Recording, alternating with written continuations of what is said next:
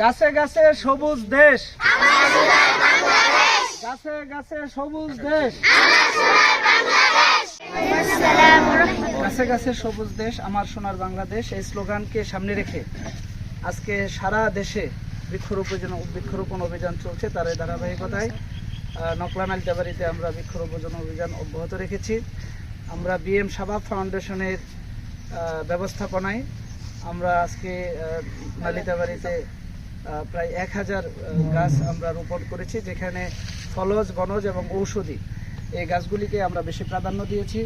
আর এখানে যারা আমরা আছি, আমরা চাই আমাদের এই দেশটাকে সুন্দর করে সাজাতে। দেশটাকে সুন্দর করে সাজাতে হলে আগে আমাদের এই প্রাকৃতিক সৌন্দর্য ভরপুর আমাদের বাংলাদেশটাকে প্রাকৃতিকভাবে সমৃদ্ধি করতে হবে। যারা আমরা একটি ফলজ গাছ লাগাবো, একটি ফলজ গাছ থেকে অনেকেই উপকৃত হয়। বিশেষ করে সদকায়ে জারিয়ার যে ঘোষণা দিয়েছেন আল্লাহ রাসূল সাল্লাল্লাহু আলাইহি সাল্লাম, যে বলেছেন যে এখান থেকে পশু পাখালি যারা রয়েছে, পাখপাখালি তারা তাদের এখান থেকে কি জীবিকা সংগ্রহ করে থাকে। পাশাপাশি পথচারী যারা এখান দিয়ে যাবে, তারা সেই ফল খেয়ে তারা তাদের তৃষ্ণা নিবারণ করবে বা সে তৃপ্তি হবে। সেজন্য এগুলি সদকায়ে জারিয়ার ব্যাপক কাজ। এই কাজে সকলকেই সাথে থাকতে হবে।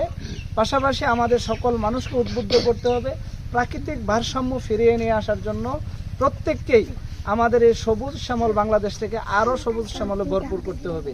এক্ষেত্রে আমাদেরকে সচেতন থাকতে হবে যে গাছগুলি প্রাকৃতিকভাবে ক্ষতিকর সেইগুলি লাগানো থেকে আমাদেরকে বিরত থাকতে হবে, সবাইকে সচেতন রাখতে হবে।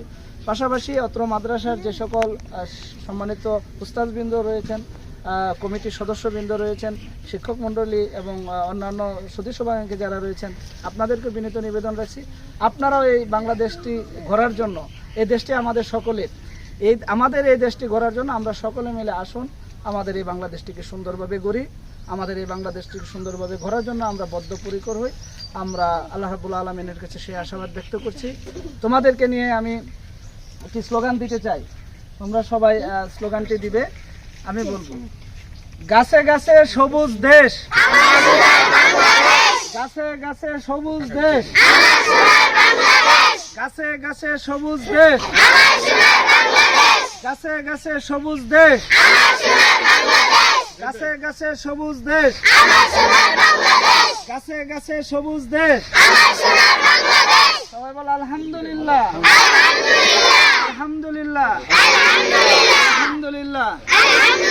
আসসালামু আলাইকুম ওয়া রাহমাতুল্লাহ।